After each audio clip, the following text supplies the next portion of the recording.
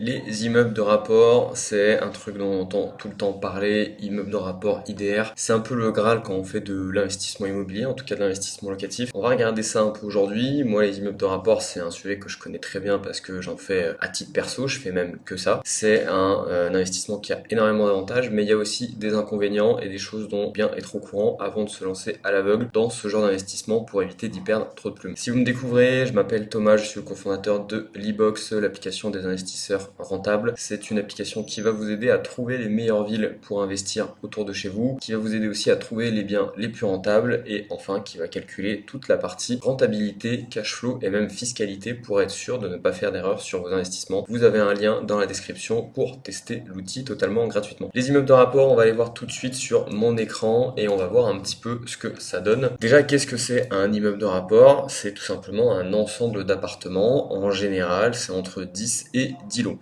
Il y a des immeubles qui font plus de 10 lots évidemment, mais dans cette fourchette, vous avez la quasi-totalité du marché. Au-dessus de 10 lots, ça commence à se faire un petit peu plus rare, en tout cas pour des particuliers. Et ça commence à 2 lots. On a des petits immeubles avec 2 étages, un rez-de-chaussée, un premier étage. En soi, c'est un immeuble, c'est pas forcément les plus intéressants parce que quitte à faire de l'immeuble, c'est bien d'aller sur des choses un petit peu plus grosses pour tous les avantages qu'on va voir juste après. La fourchette qui est la plus commune et qui est pas trop mal pour les immeubles, c'est en général de 4 à 6 appartements. C'est des typologies d'immeubles qui sont plutôt pas mal, mais on peut en avoir un petit peu pour tous les goûts là-dessus. On va voir ensemble du coup les avantages et les inconvénients. Alors on voit dans les petites bulles là qu'il y a plus d'avantages que d'inconvénients, mais c'est pas le nombre qui compte parce qu'il peut y avoir des inconvénients qui coûtent cher entre guillemets. Donc on va regarder tout ça pour que vous ne fassiez pas de bêtises sur vos prochains achats d'immeubles. Si on commence par les avantages du coup que j'ai listés, j'en ai listé 7. Le premier gros avantage selon moi, c'est qu'il n'y a pas de copro, il n'y a pas de syndic. Donc du coup, on n'a pas de charge de copro. Alors on a quand même des frais du coup d'entretien de l'immeuble qui sont un peu équivalents aux charges de copro.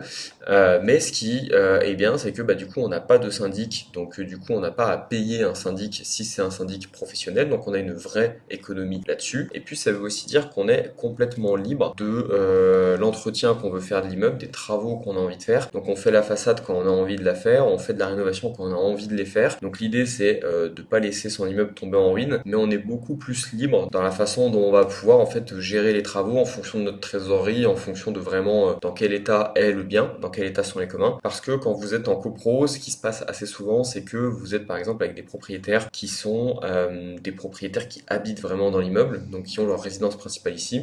Et vu qu'ils y vivent tous les jours, eux ils ont envie que ce soit nickel, ils ont tendance à faire beaucoup plus de travaux que ce qui est nécessaire. Et vous en fait en tant que propriétaire, bailleur, investisseur locatif, et en fait votre voix ne se fait pas trop entendre et dans les AG de copro, et du coup vous n'avez pas trop le choix et vous êtes obligé de payer pour les travaux qui ont été votés même si vous étiez pas d'accord. Donc cette liberté elle est quand même hyper importante pour les immeubles de rapport et en plus comme je viens de le dire vous n'avez pas de copro donc vous n'avez pas d'AG de copro, vous n'avez pas à aller aux assemblées générales et ça pour ceux qui ont déjà fait des assemblées générales vous savez à quel point c'est relou. Donc le fait de pas être obligé d'avoir ça c'est quand même du temps d'économiser et de la charge mentale en moins, donc ça on adore rien que pour ça les immeubles. Le deuxième avantage c'est qu'on a moins de concurrence à l'achat, donc en fait ça c'est dû au fait que du coup on a que des investisseurs qui vont se mettre sur des immeubles. Les personnes qui sont là pour acheter leur résidence principale, pas acheter des immeubles vu qu'il y a plusieurs appartements, enfin ça fait pas de sens. Donc du coup vous allez avoir des gens qui sont là dans une démarche d'investissement, qui sont en plus en général des investisseurs un petit peu plus avancés parce que l'immeuble c'est un petit peu plus compliqué qu'un simple appartement et donc on est sur des gens qui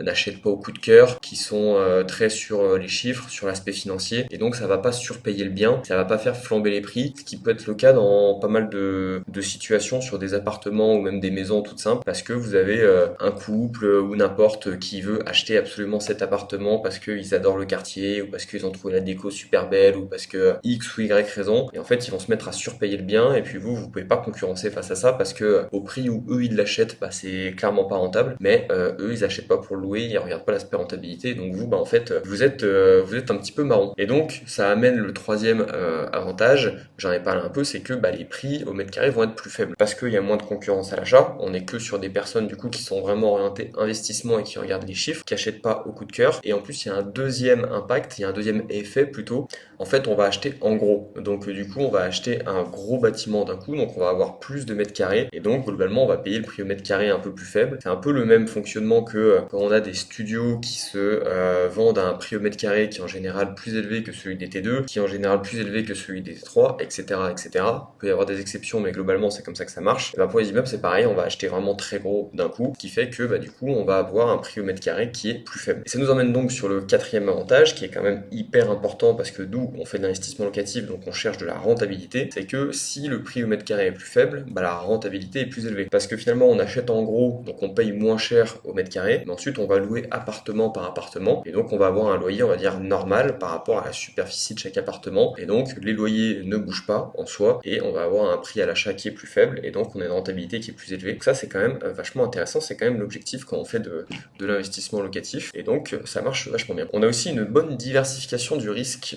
Ça du coup, bah en fait on peut se dire que entre avoir un appartement ou avoir un immeuble de 5, bah, si on a un locataire qui paye pas, dans le premier cas on a 100% de nos loyers qui ne rentrent plus, dans le deuxième cas on a que 20% de nos loyers qui rentrent plus, et il nous reste 80% pour continuer à payer notre crédit, nos charges, etc. Alors oui, du coup on a 5 fois plus de chances d'avoir un impayé parce qu'on a 5 locataires au lieu de 1, mais ça permet de lisser un petit peu et de pas être tout ou rien, donc on est plus diversifié et donc on a moins de risques au global. Ça c'est quand même un avant. Et des fois c'est vrai qu'on se retrouve dans des situations où on a des gens qui se disent bah par exemple j'ai une capacité d'emprunt de 300 000 euros, est-ce que je vais acheter un appartement dans une grande ville ou est-ce que j'irai pas acheter un immeuble dans une ville un peu en périphérie où j'aurai 5 appartements? Et ben dans ce cas-là en fait on peut se dire qu'on est peut-être un peu plus diversifié quand on est sur de l'immeuble parce que même si on a investi la même somme, on a réparti dans plusieurs appartements et du coup on a moins de risques qu'on ait des soucis face aux impayés. Un autre avantage aussi qu'il faut vraiment avoir en tête si vous faites des travaux, c'est que quand on fait de l'immeuble, la gestion est beaucoup plus simple. Pour plein de raisons. La première, c'est que déjà, vous n'avez pas la copro du coup qui va vous embêter. Quand vous faites des travaux dans une copro, globalement, tous les voisins, ils vont vous faire chier. Il va falloir hyper bien protéger tous les communs. Il va falloir ne pas trop stocker de matériel, ne pas trop faire de bazar, etc. Et donc ça, en fait, du coup, c'est de la gestion en plus, c'est du temps en plus en général pour l'entreprise de travaux. Et si l'entreprise de travaux passe plus de temps sur ces choses-là, ils vont vous faire un devis qui est plus élevé parce que forcément ça les fait plus bosser et donc vous derrière vous vous retrouvez avec des travaux qui vous coûtent plus cher. Alors c'est vrai que quand vous achetez un immeuble et que vous faites des travaux, très souvent l'immeuble il est entièrement vide, donc on fait un peu ce qu'on veut à l'intérieur, on n'embête personne, on peut travailler un peu à l'heure qu'on veut et du coup en fait les artisans ils savent que ça va être beaucoup plus simple, ils sont pas forcément obligés de protéger à fond les communs parce que peut-être que vous avez prévu de les refaire et donc ça en général ça se fait plutôt en dernier. Ils peuvent se permettre de stocker un peu du matos dans les communs sans avoir de risque de vol ou quoi que ce soit. Il y a aussi assez souvent sur des immeubles, soit un petit bout de terrain, soit un garage, soit un autre truc, qui permet justement aussi de faire un peu du stockage et qui permet vraiment en fait que ce soit plus simple, même pour accéder en camion avec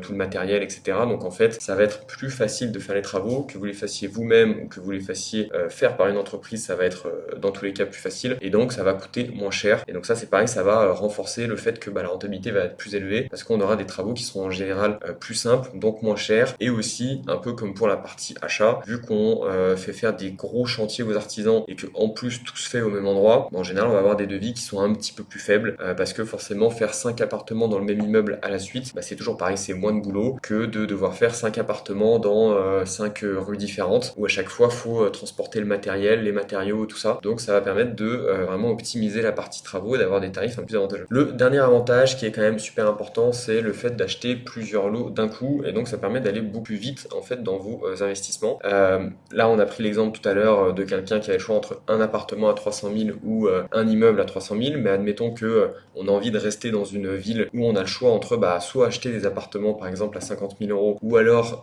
aller acheter un immeuble à 300 000 avec 6 ou 7 appartements, et en fait on se rend bien compte que si on fait que des achats à 50 000 euros, et en fait il va falloir passer 6 ou 7 fois devant le notaire, faire 6 ou 7 offres d'achat, 6 ou 7 négociations, aller demander autant de crédit immobilier que d'appartements, alors que pour l'immeuble, en fait en une seule négociation, un seul passage chez le notaire, un seul passage chez la banque, d'un coup on va pouvoir investir beaucoup d'argent, on va pouvoir avoir beaucoup d'appartements et du coup ça permet de faire grossir plus vite son patrimoine et ça permet d'être plus efficace tout simplement et de gagner du temps dans cette phase de recherche et d'investissement. Donc ça c'est quand même un truc qui est quand même assez intéressant. Globalement on le voit, l'immeuble c'est quand même un super compromis entre une liberté qui est quand même plus importante que sur des appartements classiques, une diversification du risque qui est là et puis puis aussi une rentabilité qui est plus élevée. Donc ça, c'est un combo qui marche assez bien et c'est pour ça que la plupart des investisseurs, à un moment ou à un autre, vont se mettre sur des immeubles. C'est parce que c'est plus rentable, on est plus libre et ça permet de diversifier. Et là, on parle pas des modes de location, mais en fait, on pourrait très bien imaginer des immeubles 100% Airbnb, il y en a qui le font, ou alors 100% longue durée, ou alors 100% coloc. Enfin, on a encore en plus une liberté de type de location à l'intérieur de chacun de nos appartements. On peut même mixer si on veut.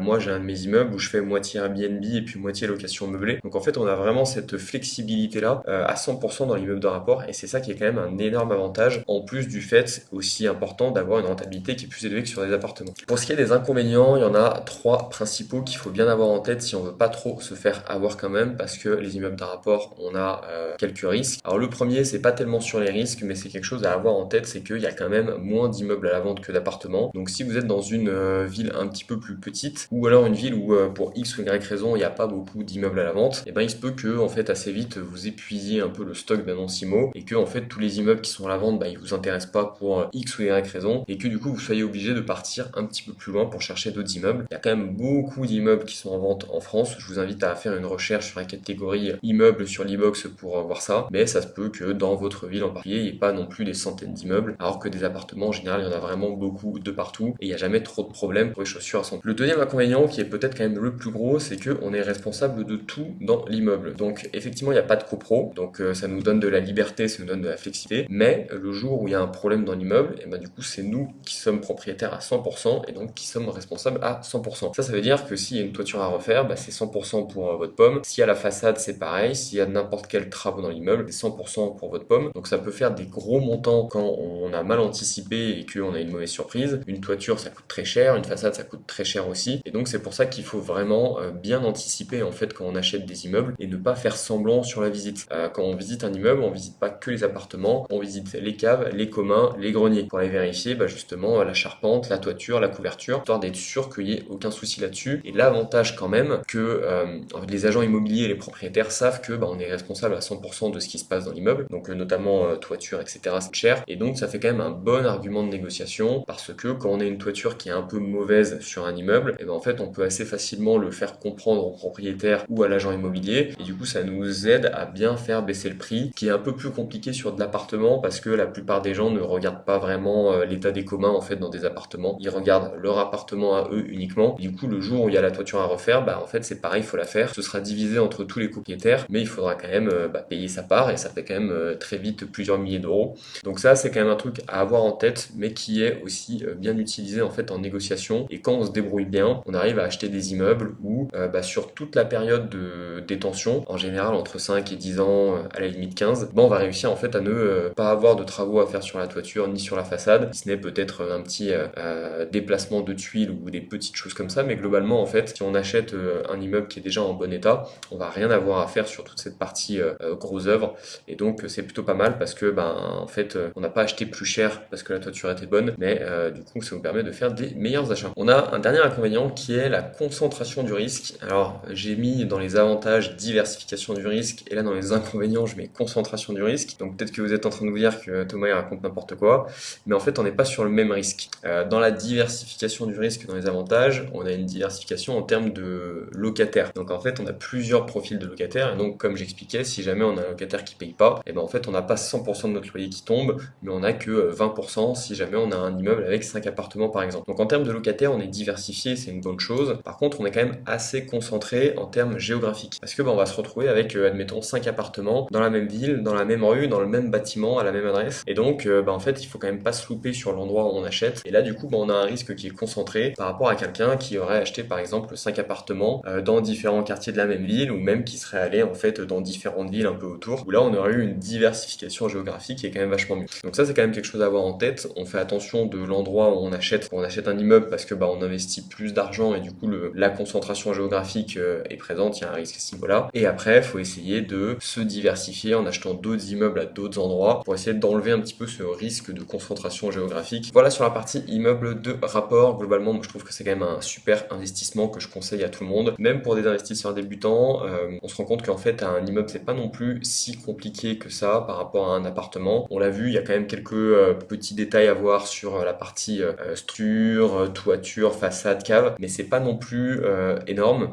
Moi personnellement j'ai commencé par un immeuble de rapport qui était un petit projet de 3 appartements. Donc ça peut être une bonne méthode pour se lancer dans les immeubles de rapport au lieu de faire de l'appartement, parce que sur un petit immeuble comme ça, on a un investissement en argent qui est plus faible, et donc du coup ça permet de se mettre un petit peu la main à la pâte sans investir trop d'argent. Mais en tout cas, ne vous sentez pas forcément obligé de faire des appartements avant de faire des immeubles. On a plein de personnes qui commencent directement par l'immeuble et ça se passe très bien. Il faut juste faire les choses correctement, se former un petit peu, et puis vous aurez pas de soucis et vous vous rendrez compte une fois que vous avez acheté vos immeubles que c'est quand même vachement intéressant. Et en général, une fois qu'on a commencé ce type d'investissement, on n'a plus envie de s'arrêter, on veut faire que ça. J'espère que ça vous a aidé. Si vous avez des questions, n'hésitez pas à me les mettre dans les commentaires de cette vidéo. Je vous souhaite de bons investissements, une très bonne journée et je vous dis à la prochaine. Ciao ciao.